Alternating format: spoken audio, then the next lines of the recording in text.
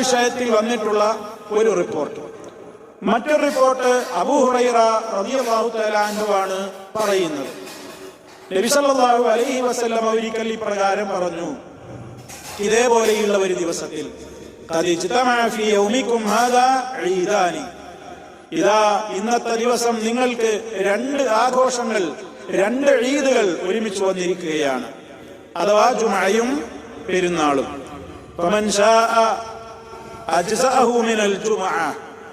ആരെങ്കിലും ഉദ്ദേശിക്കുന്നുവെങ്കിൽ ജുമഅക്ക് പകരം അവന് ഇത് മതിയാകുന്നതാണ്.